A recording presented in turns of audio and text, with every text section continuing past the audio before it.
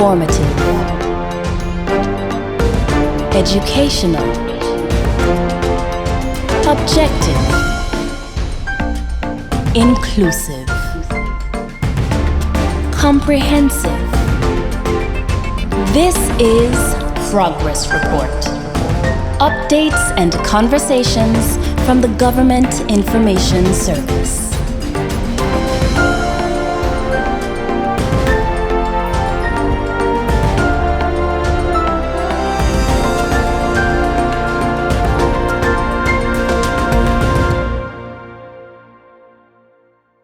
Good day and welcome to another episode of Progress Report. My name is Ivan Khanna.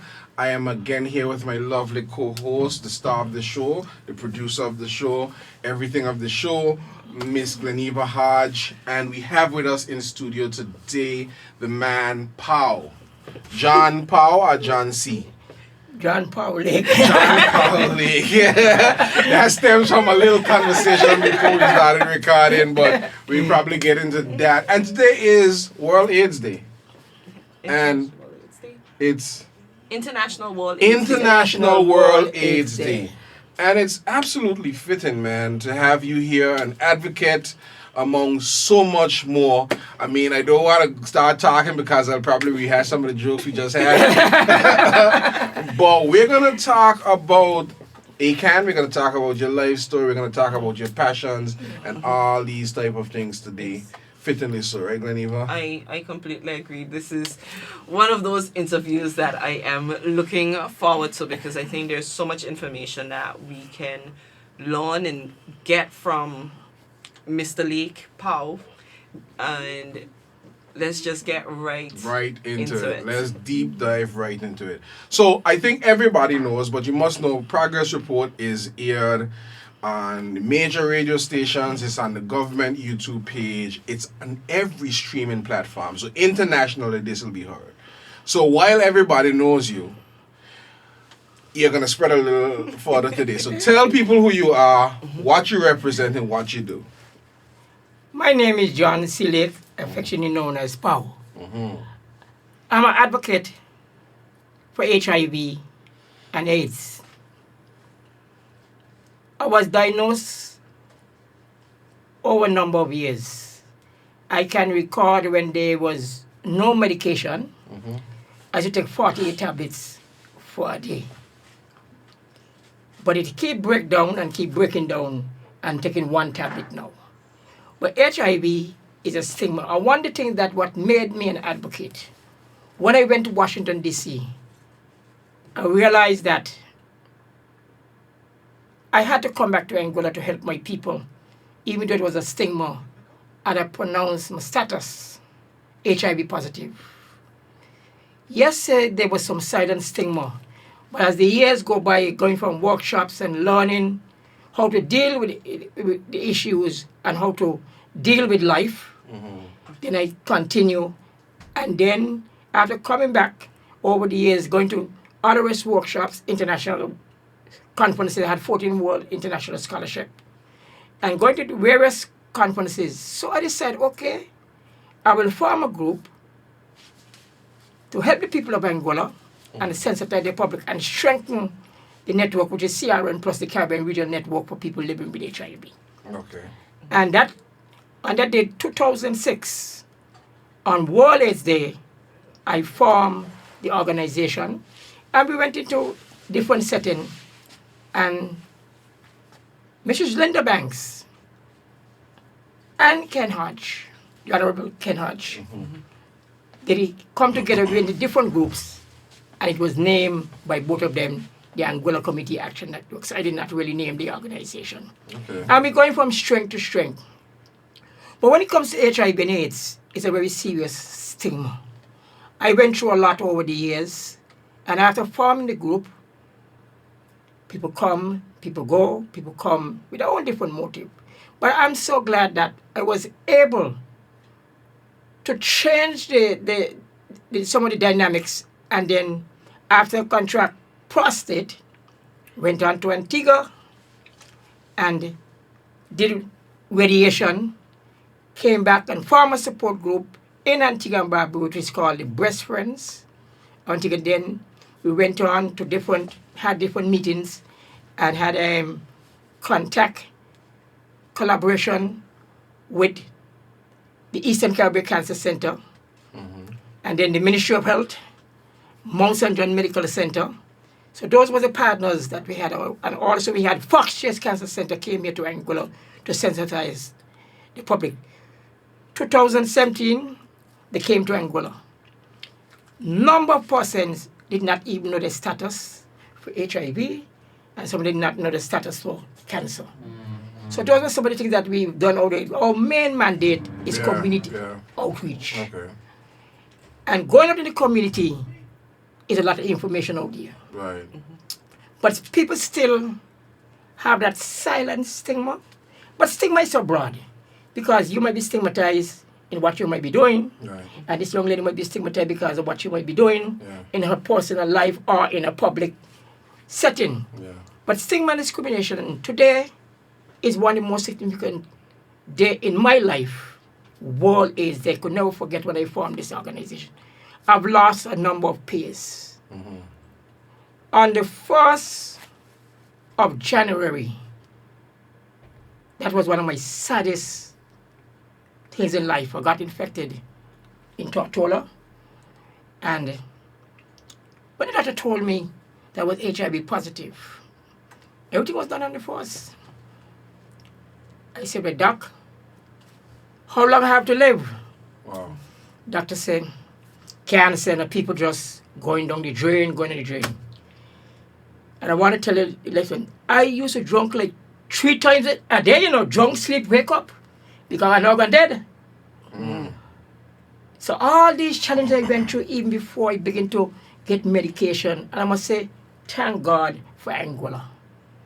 If it was not for Angola, I'd have been 6 feet. They walk and whatever they could have give and do all kind of things and all kind of Jimmy fix to give me medication. And here I am today. How much years later? Living with HIV 29 years. And the 1st of January, by God's help, will be 30 years living with HIV and 15 years prostate cancer survivor. And I just came back again from Trinidad. I went last month to Trinidad to do a knee replacement. And in that knee replacement, I wasn't even studying the surgery. I had some contacts with a person that living with cancer, and that was those things I was focusing on. And I can have a collaboration with them now. They're into WhatsApp, Afterlife, and it was something that Afterlife. So I said, Afterlife what? I said, Afterlife is after going through our challenges, and we seeing life differently. We seeing how we can survive with living with cancer. So that's why they call the team Afterlife. But by the grace of God, next year, they're going to come to Angola as a group to sensitize and give different stories. And by God's grace, I'm going to bring them here to the studio where they can have a more broader setting, just like what I'm doing here.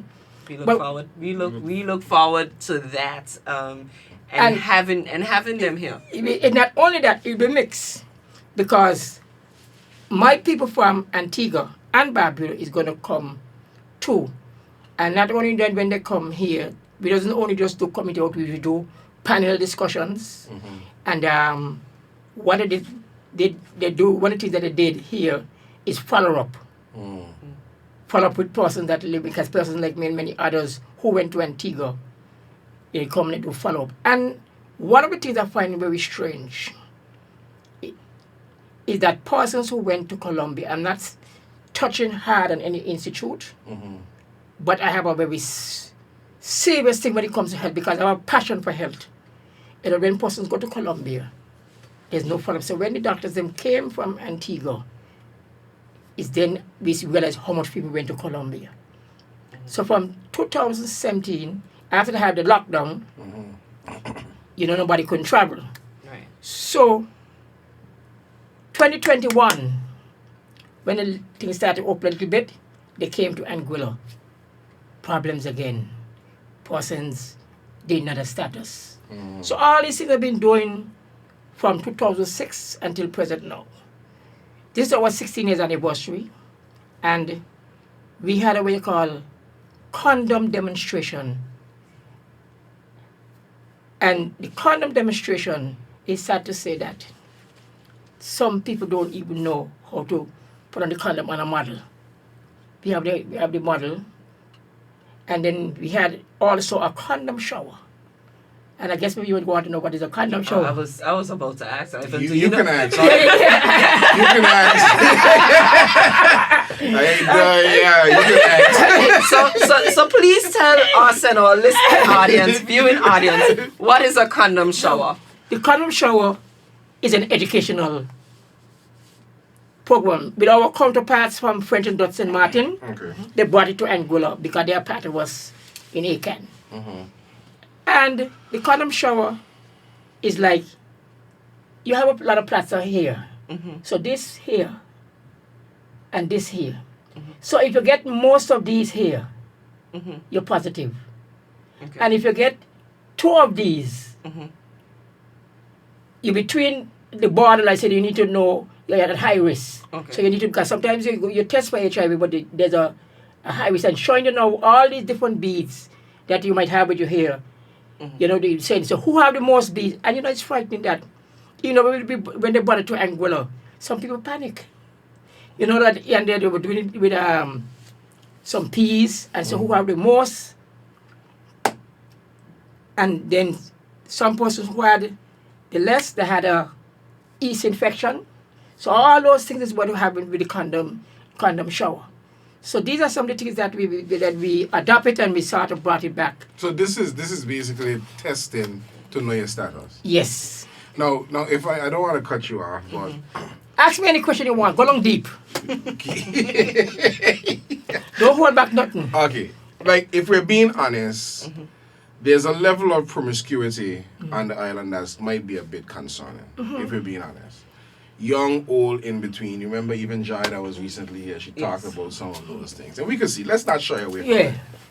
Do you think that Anguilla is really, really at high risk? Or you find a lot of persons out there who are engaging in intercourse, Yes. actually using protection or doing it? They're at high risk. They're at high risk. Because And is it high risk in every age category? yeah, it is, you know, from young to old. I could remember one time, this was a gentleman up in his 50s.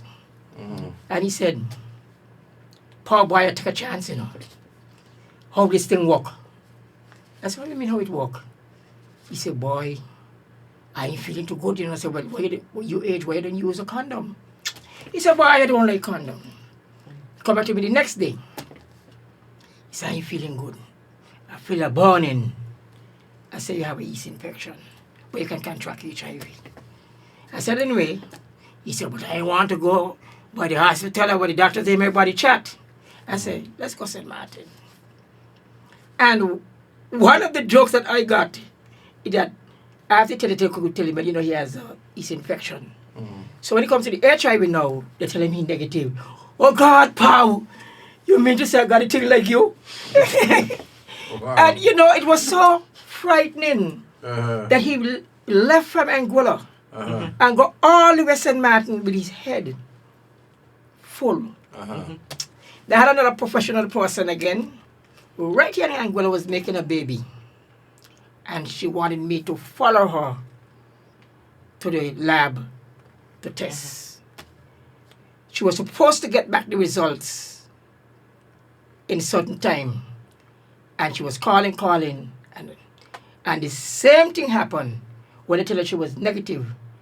She said, oh God, I had to calm her down because she had the same thing in her head that she's positive. So what happened to some persons, when they go for these tests and so frightening, they got it in their head. And depends on what they were doing in their lifestyle, they still figure, well, the HIV positive have to have training and education to really calm them down.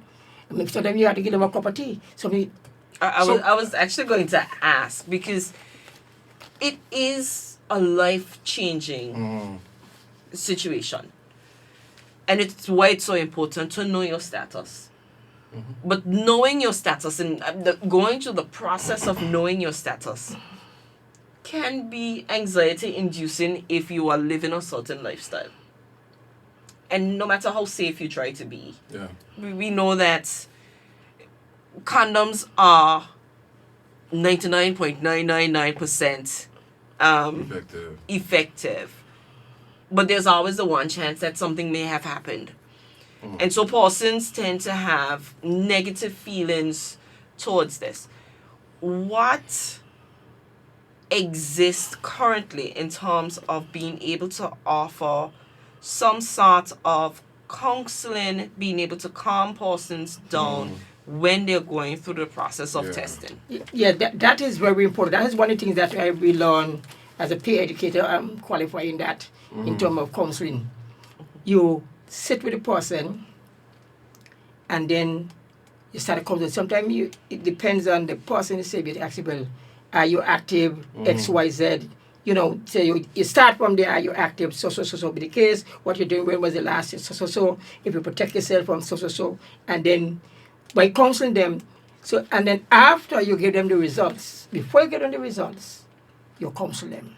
Okay. You don't just drop it on them just like that and say, well, you HIV positive. Because when I was HIV positive, the doctor went all around. And she's saying, hey, Pa, how we doing? And starting all kind of different thing. And then, you know, she's a pretty girl again, smooth you down. And then tell me, I have some sad news for you. I said, like what? Say, you're HIV positive. And I said, Doc, how long I have to live? She said, sure, you know. Yeah.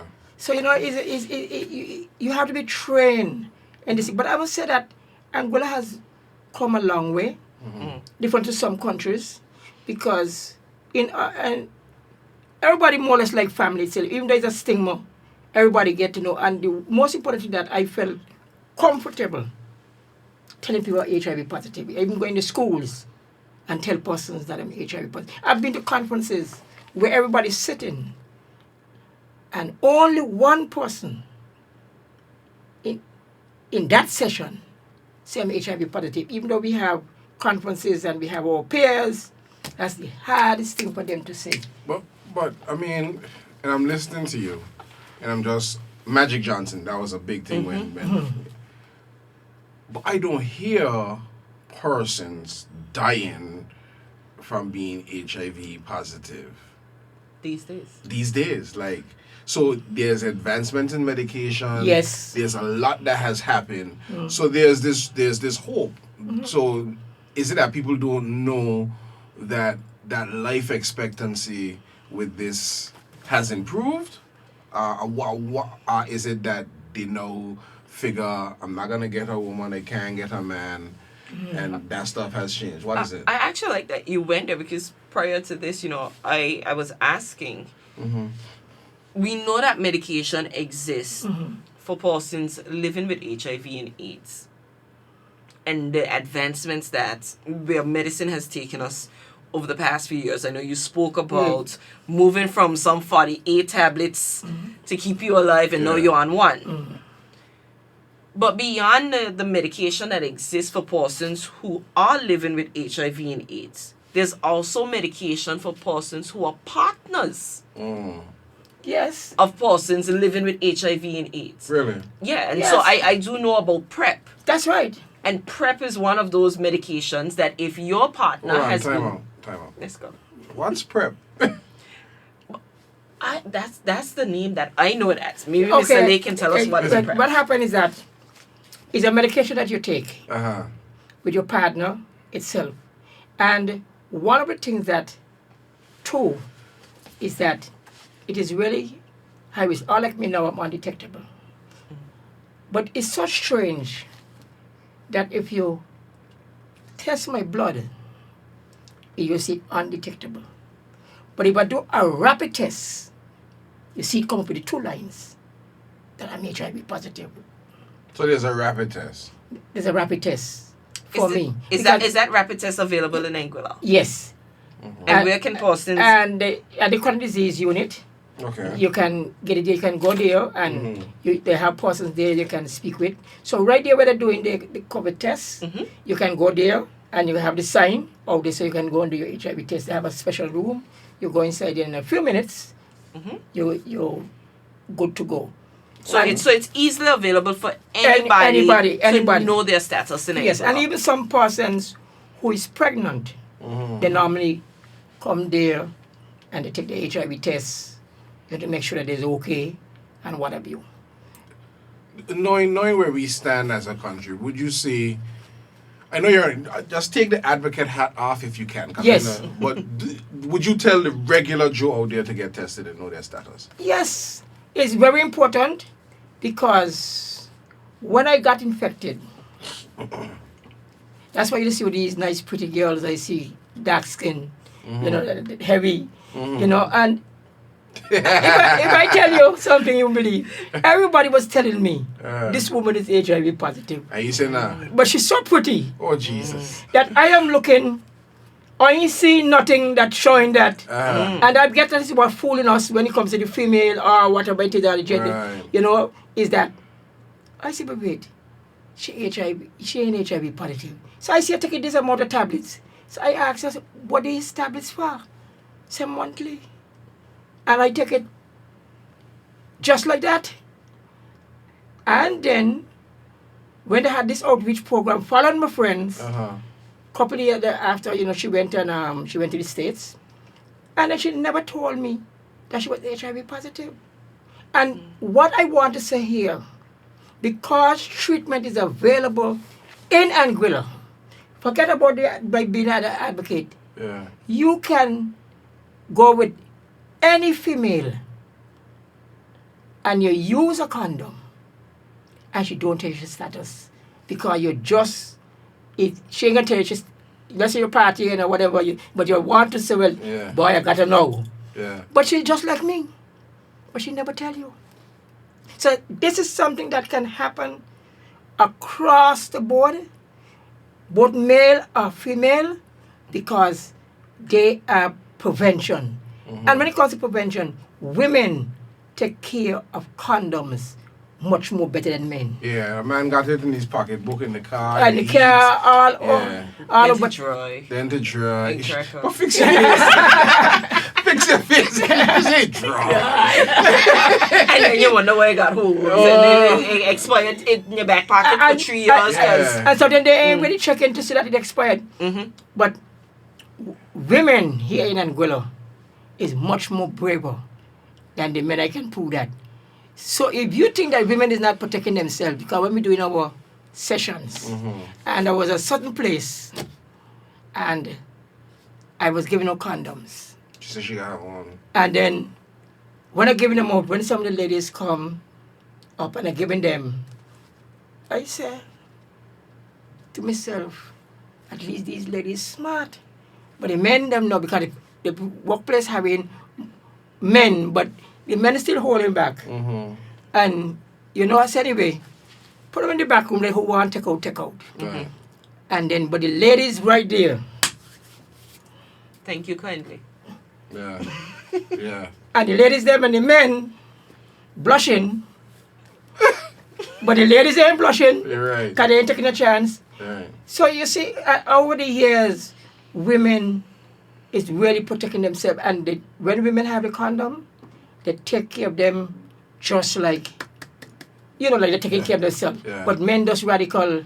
Yeah, they got So- them. They got them everywhere. Yeah, they don't even check to see. But a woman, because when I was giving up the condoms, and I saw one of the ladies just look so. They're looking for expiry dates. She's looking for expiry dates. Mm. But a man ain't looking for an expiry date. So he just want to know he fit. Like, Yeah. down the road. Yeah. Because the concept of protection, you see, men. Let's be plain as they. Yes, because we want the public to get the whole. No, yeah. Men feel like they aren't so much at risk because HIV/AIDS has to be transferred by blood. Yeah. So you probably would have Bodily fluids. bodily fluids. You Yeah. missed that part. Yeah. So they're probably thinking that during intercourse, it's them ejaculating. But no, it's give and take during intercourse. You understand? A lot of people forget that part. There's a lot of things that can happen that can expose you. Yeah, but a lot of men don't even realize buyer pull out. But I got a thing you call it pre-cum. Mm-hmm. And that is even worse than the cum. And you figure that you ain't get catch. Suddenly you wanted to well, I pull out. But how I get catch? But I got a different theory for that. Oh, we gonna put a pin right there Uh-huh. in that, not the condom. Put a pin in that conversation. Yeah. But I wanted to, and again, I am mindful sometimes of the radio stations that do air this program. But I think as a society, we have to be able to speak honestly Right. about the issues that are out there, Right. even if they are contrary to Beliefs. And beliefs. standards, right.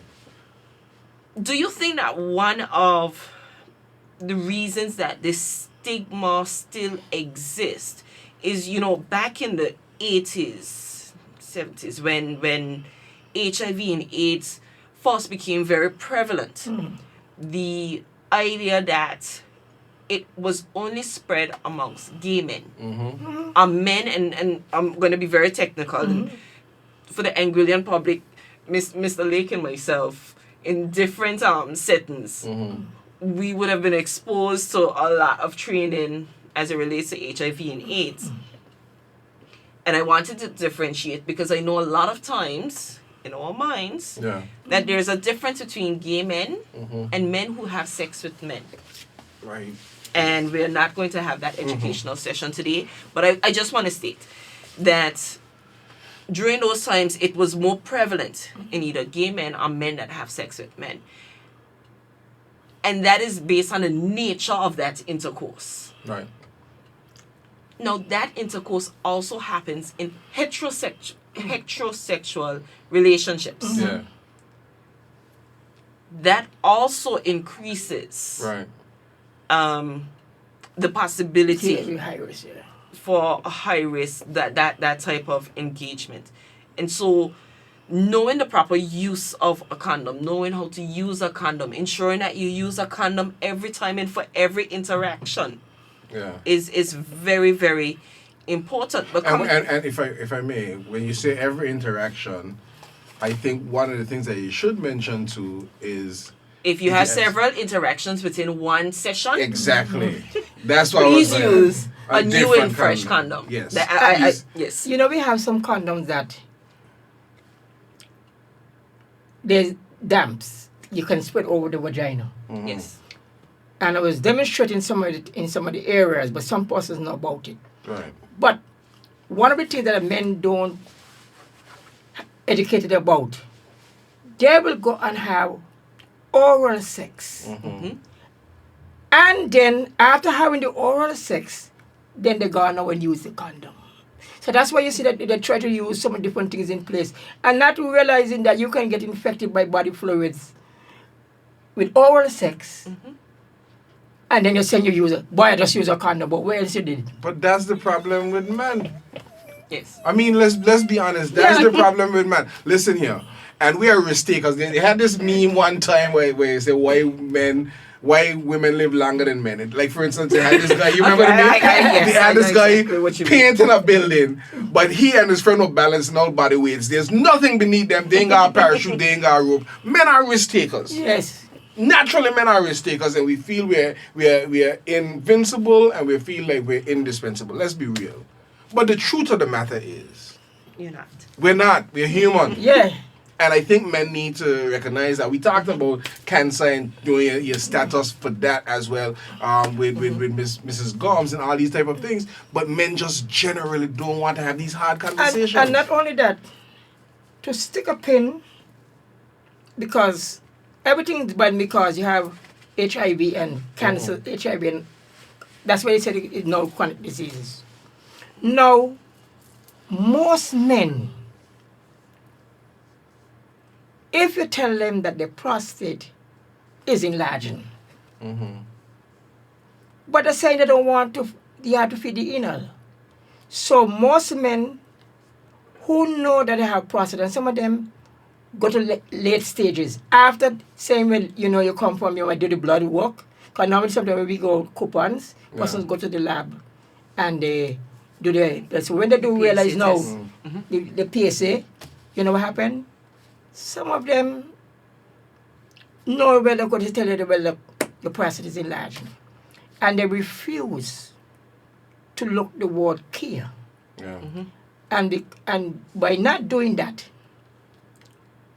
your things get worse. So when the cancer start to spread, because over the years, so all these things we trying to educate the men itself. And you said already, women is so reluctant, because I include myself, in really doing. But if a woman foot hotter, Listen, if a woman thinks she got her pain, yeah. if she thinks she has a pain, Yeah. she gonna get checked in. Oh, Gonna yes. Get checked out. Yes. Yes. And I'll be honest, I'm a man, and I ain't a big fan of a doctor. You know the whole white coat syndrome. You get there, your pressure gone high, and then you think everything going wrong. Like it happens. Like Yes. we're afraid. Yeah. But truth be told, we can't be afraid anymore No. because knowing is what's And important. you see, Yes. I'm so happy that we have this conversation. Because I think we sugarcoat certain things. That's why I said let us open that other person all over the world could understand Yeah. what I am saying, some of the things I have been through itself, and trying to encourage people. Today around the world is testing for HIV. Right. And we are I encouraging persons to go and always know their status. Right. And say something that we realizing that why women is on top, no matter how you think about them, they're much more smarter than we men. Guaranteed. And she's smiling. No. See, that's a smart man.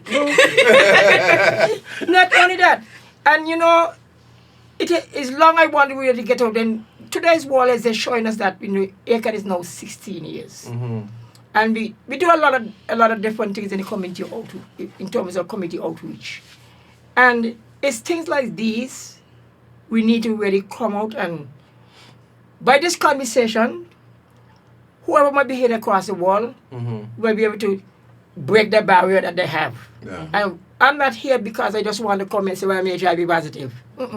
I don't have too much things in World International Conference. I want men to be empowered. Right. Because women empowered anyway. Yeah. So really men need to be empowered because women are always stepping up in the plate. As you said just now, if they just feel that something ain't right, they might need to tell the husband that because he got your own way, but I'm going to look after him. Yeah.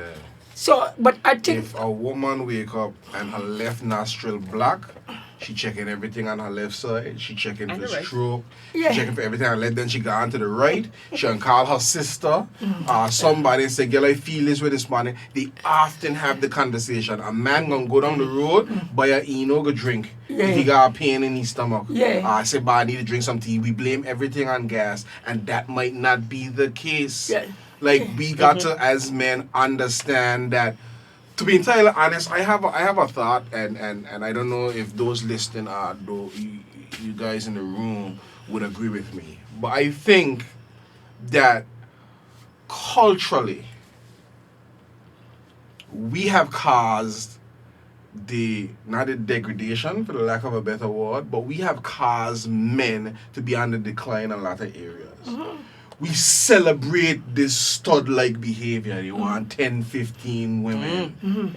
And realize, I heard a lady say in an interview, when a man ejaculates, it's 400 million cells. Like, who in several sittings giving so much of themselves over and over?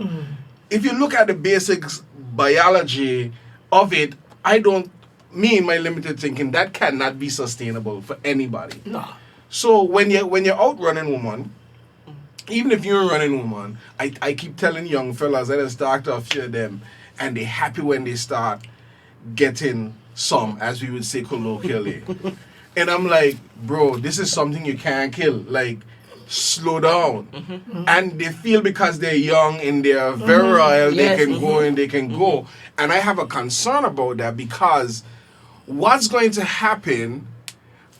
Maybe I'm wrong, and this is just Ivan's opinion now. This is not fact. But I think part of what we're seeing in terms of our decreasing population as well is not that the women can't bear children anymore. I think a lot of men don't know where they stand in terms of their sperm count. And these are things that they don't want. It's easy to blame a woman. Yes. It's easy to blame a woman and say she's barren. But not only that, one of the things that over the years with men, good nutrition. But our getting to that, we ain't eating the same anymore. And we're drinking. And we drinking all this sugar and all this rum. I want to put a little plug here.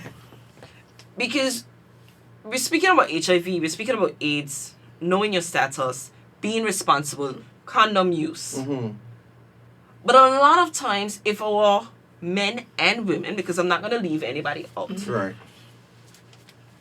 but if you're under the influence and then you engage in certain activities, you're less likely to consider all the implications Exactly. and the consequences of. And so, my concern with the excessive use of alcohol in Yes. Anguilla in particular is that a number of persons wake up and find themselves in certain situations that they don't remember how they got themselves in. And ain't no question asked. After that, they're so ashamed, they ain't sure, they don't want to ask. I had an interaction with a young lady several years ago, and the first thing she said is like, okay, if we doing anything, I gotta know your status. Best believe it. Like, I didn't have to broach that conversation, she did. Like, and how many persons are having that conversation? Everybody trying to get to know each other in one date, but nobody wants to know your status. But you see, because you have to. Especially if you are entering, and we spoke about this, you spoke about this earlier when you said, we live in a society where there are a number of layers, if I may, but in terms of interactions between persons. Whether they are one-off interactions or they are long-term committed interactions, or you think you're in a long-term committed. Are they sharing? That is just what it is. That's what it is. But at every level, at every step, whatever that step is, you should A, know your status. Right. B, ask and know your partner's status. Right. And C, never take nothing for granted. Strap up. Thank you. So I say not only that, there's our slogan for Carnival in Antigua. Strap up before you stroke. And that's dope. Yeah. I can steal that one. Strap up before you stroke. And they was looking for a quiz, so and I don't know how it come into my head. So they said, what do you think we could use for Carnival? And out of the blue sky, strap up before your stroke. And they just run with it. And even I have some t-shirts about the print for Carnival in Antigua. But just saying that it was more catchy. And then not only that, the 8th secretarial and myself, all this thing, I went on to deal with process, by selling parade. Right. And with the big banner, still doing outreach program. Right. So this is something, and then you came back about party again. And it flipped back my mind how I got infected. With this lady in the bar. Woo! And You see them night lights in the Hennessy, you got even No, but you see, I took it be real. That's real. I think that's what's important. And I going on there now, and some other fellas, I thought they were discriminating the lady. When some of the fellas them from her country saying, man, she got AIDS. And I think that how they were saying it was more like you're pulling her down, but not realizing that they were sending a message to me. But I wasn't studying that. I was just studying, so then we start. And you start out now with prevention. And then you get comfortable. Over time, say, don't worry that no more. Okay. And I feel good. Yeah. But not knowing that if I was going in the straight path. I know she said to me, I had to let persons know how people could apologize for certain things. She said, if I had tell you, I would not have reached to the state. You know why? Because I used to work for government.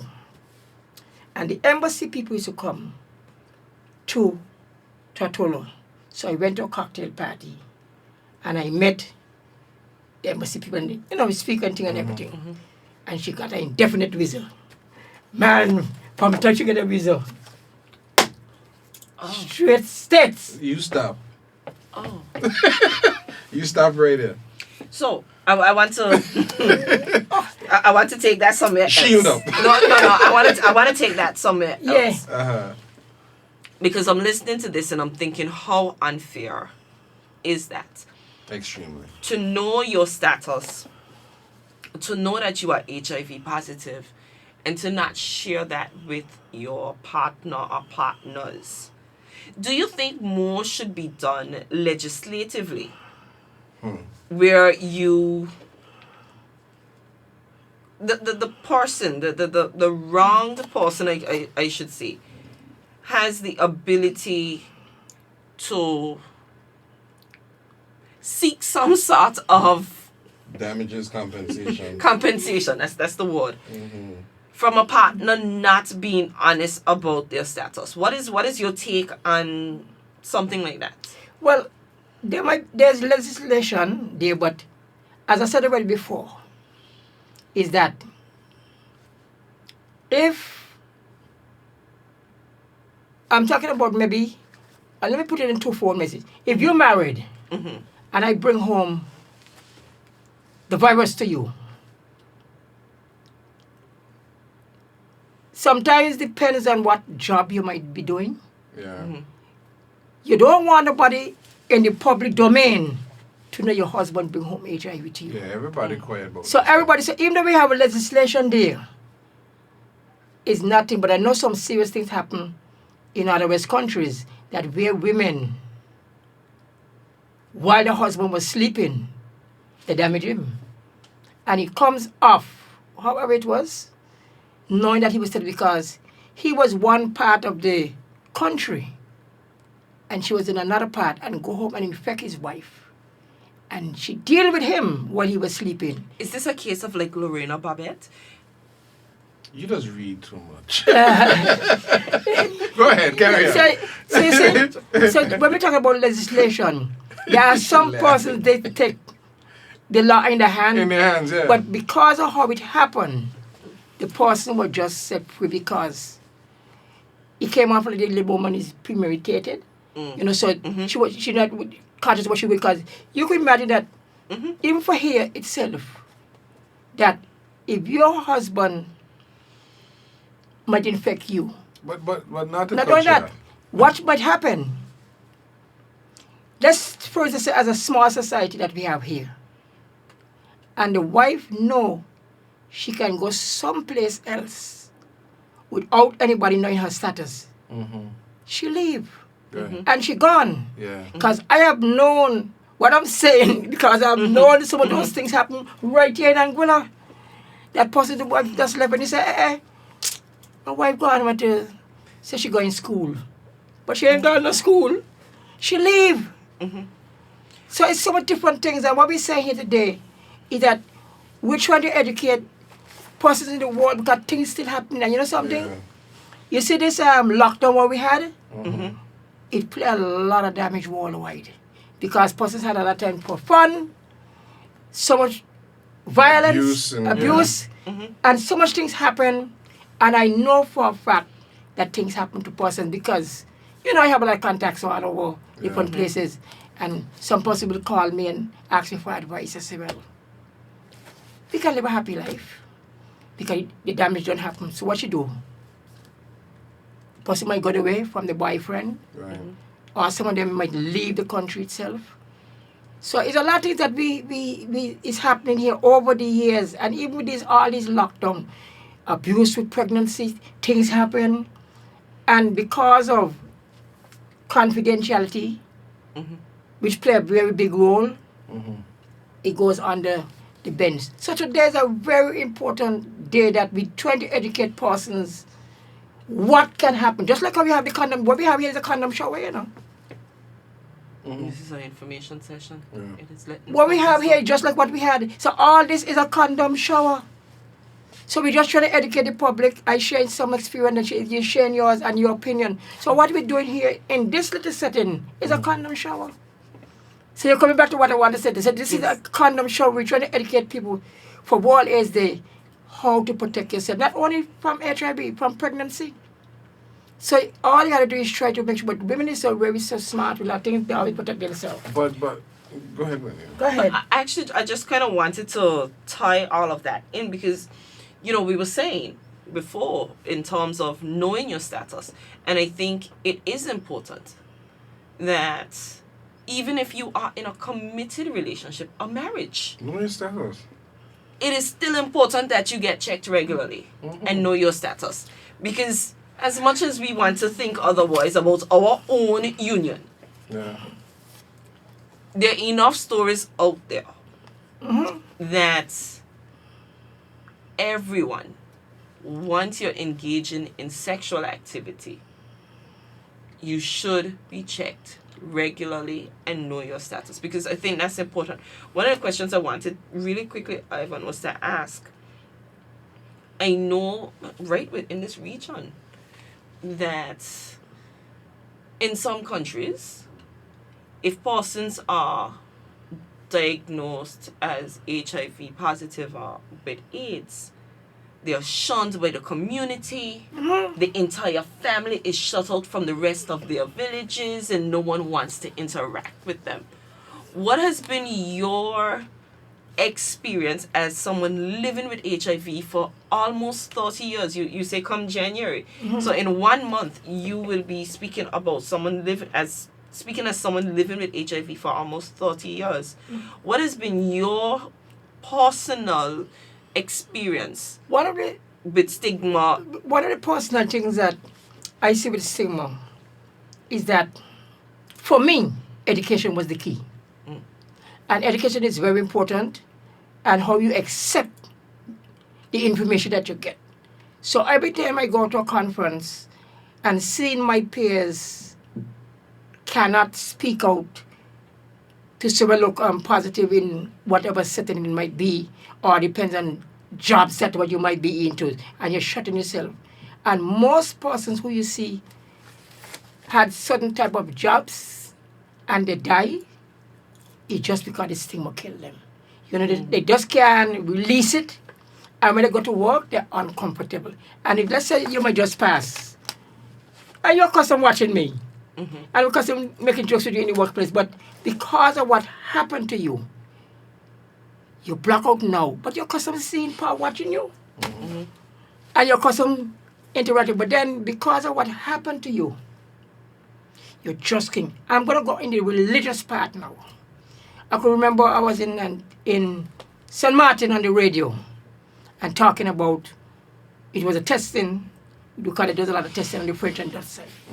And this lady came just to look for me and want to know, well, who this man be talking this thing. So they say, who this Paul be? They said, well, they just pass him there by the door. So and I speaking with her. She said, well, I'm a Christian, and say by God's grace and my husband and Jesus. I said, Miss, come and take the HIV test. I go. She said, since you're talking something, let me go and take it. You know what was the outcome of that?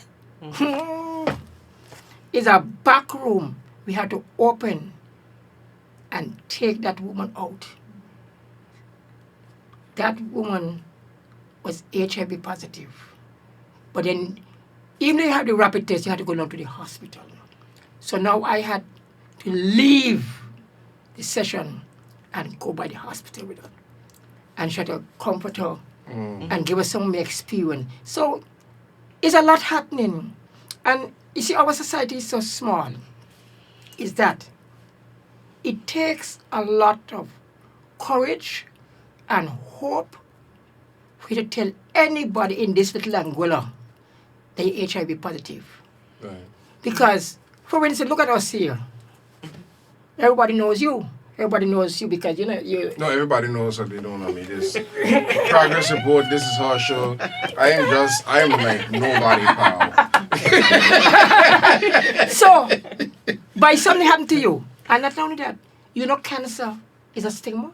Yeah, it is. Yes, we have. Breast cancer is a Every cancer. everything that you see now. What we're saying out here, we're talking about stigma and the discrimination from all is there.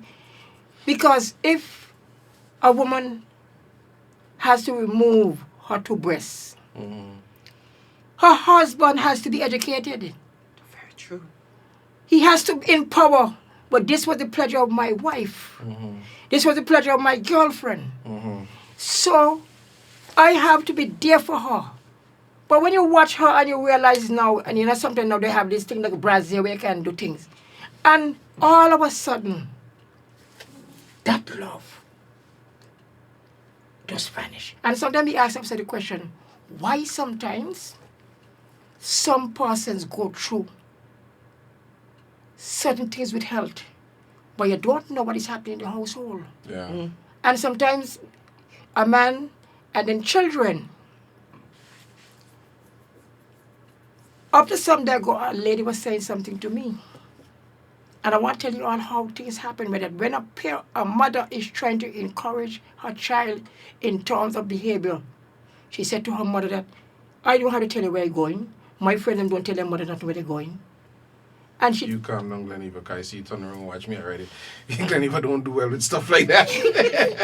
and you know, There's a glitch in the system. Yeah, it was happening like the Matrix just jumped like what? so she And start she flying. said, my children, my mom, my friends, them don't have to tell their mother where they're going. We just go and Okay. be anything. Mm-hmm.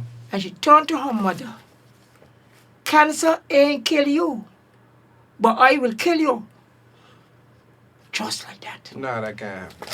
So I'm trying to show you, and this happened to, No, you know, that can't. You and this calm happened down. real. No, man. This happened to somebody who is close to me, and I wouldn't use the other closeness. And she came to me until she said, I said, leave her to God. And she was just tell me. So there's a lot is happening this little at Angola. So we have a condom shower today. And I'm just trying to educate the person what can really happen. Is a lot is happening here with healthcare. And one of the things that is another stigma again. I'm counting on all the stigma. Diabetes. A lot of parents, children and a whole family need to be educated. We're lacking up education. You're seeing your mother today, but your mother lost her toes. Then she lost a leg. And with children not properly educated enough, it only takes the love of some of them to hug the mother, kiss the mother, and show the mother the same love. And I know for a fact some of that is not really happening. Mothers just lie down there and sometimes you wonder why they're grieving, and sometimes it goes from one next leg to the other leg. So we're talking about stigma. Stigma is in a lot of sickness today in Angola. Yeah. You know, so we are here trying to educate persons to move that barrier. I think you must, and not only that, we need persons in the healthcare that when persons is going to, so they call the family. Right. It is very important. It's lacking in Angola that families is not educated enough in terms of chronic diseases when the parents is going through it.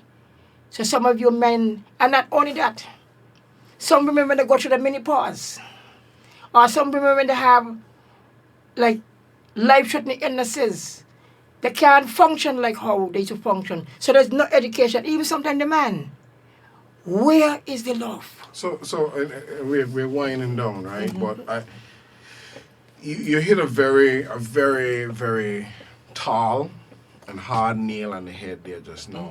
And we know that we have this issue of stigma and stuff in our society. And education, like you're saying, is the downfall of that. So how can we address that? The lack of education, rather. How can we address that? Well, I think it's by doing what we're doing. Exactly. Have the conversation, be open, but where else can people find this information? So the 13-year-old that's waking up in the morning and just had his first wet dream, and he can't talk to his mother about it because he feels uncomfortable, and he doesn't want to tell his dad they don't have a relationship. Like, who does he talk to? well, as I said, what is happening here in Angola itself is a breakdown in our society. Right. I could remember the years, I born here but I grew up in Sing. I could remember the years went in Angola, and I will not apologize for saying it. What we was more knitting with love as family. Now, we have been so divided with land, political, and some person, because of some families have some type of jobs. So our community has lost the love. So we don't know who to go to and speak with. We don't know who to speak with. The days when parents used to sit down and tell the children certain things, the older folks did not have the knowledge like what we have now itself. So tell us a plane come, child come in a plane, and all kind of different things. But our society is lacking of communication. And I would like to see much more these conversations on this TV station. Because you know why? Today, as we speak, I will call it a condom shower for World AIDS Day. Because we are trying to educate persons what is really happening. Not only in Niagara, across the region. Right. Because I know what I'm saying itself. Because normally I have a lot of tappies with persons. And some things that they relate to me. I fold my arm just like this. Why me? Even sometimes in my traveling, you want to see something that doesn't even tell me how the mother born them. So it's a lot of things that is really happening. I want us to, as a society, to come back. Because people should feel free. As a young woman, and you can walk up to you, a young man, I'm up there. But come and talk. Oh, you know, because, and I noticed that we cover short in a lot. Here today, we open every little thing. But sometimes when we come to these radio TV program, oh God, and you know, we ain't getting down to the meat that persons would like to hear. And when we out here now, we're saying what is really happening. Because what I'm seeing that we are lack of education. And I think in our families, in chronic disease, families need to be educated. People now, you know, and then number one, we have a lot of churches here on the island. And all of us like to go in the house of God. But who you can speak with, we have deacon, deaconess. Who can you speak with when you're going through these challenges? Right. Or then you go and you pray. Yes, we know the Lord. Yes, all of us pray. But our society, We need that relationship. we with need each that other. relationship. I don't know what is you all taught on this, because it's something I see is hurting the situation that whereby we wondering why we sometimes we see a loved one today. And you might then be going through certain things. And then by the time you turn, because the love is no longer there. I don't know how you could share it, how you all could share what we really like with this love, how you can really see, because I could remember we was a loving society. Yeah. So we could, I think for us, it's about bringing awareness to what exists out there, what resources are available. You know, we spoke with Mrs. Bradby Right. when she spoke about the Family First program and Yes. having And actually, their first session, they have a session tonight. lovely. Yeah, they have a session tonight. So, you know, having and bringing awareness to these matters, and not just awareness, but pointing persons In in the right the direction, direction of resources. I think that's a first step in being able to counteract some of the negative that we are seeing in society. Yeah, Negativity begets negativity. that is facts. If you put in negativity, if you feed your mind, your soul, your body junk, it is what you are going to produce. Yes. It is what you're going to live. Yeah. And if we are not feeding ourselves, and Ivan, I'm going to blame you for this. If we are not feeding ourselves with positivity Right. and something that is on the positive side of Right. life and the positive side of the nation. Yes, the positive side of the nation. As my neighbor from up the road is so known for saying. I think what we're seeing, and cancer as a disease in the body, it spreads. Yeah. It feeds Yeah. on what is there. So too negativity has become a cancer in our society. That is facts. And so if it affects one area and aspect of our life, it continues to spread, and we continue to see all of these things that Paul have just spoken about, where you can't speak to somebody, you can't talk to somebody, you don't know where to go. Right. And so for me, and as we wrap up, and Ivan, I don't usually get in this mood. Yes. But as Hit we, it, man. but as we wrap up, though, I think it is important, and one of the things that I appreciate about this program is that we do try to highlight the good in this country, the good people in this country, the good that is happening, and that continues to happen. And by no means are we saying that there aren't things that cannot be fixed. I mean, Ivan, you usually tell our guests to look into this camera and ask for what they want, because clearly there's stuff that is missing. There's stuff that is still needs to be happen. Stuff that still needs to happen, and more that we can possibly do. There's always going to be more. But I don't think that is enough to neglect what is happening.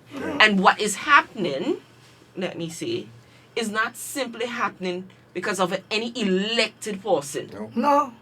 It is happening because individuals and people like Mr. Lake continue to put themselves out there to advocate, to educate, and to ensure that we have a better society. That is facts. And so, Ivan, that is... I usually keep those in. It's something that I realized that she was just getting passion, just like what I'm saying. There are too many people go to workshops. It seems like the workshop they goes to, and they get a certificate, they put it on the resume.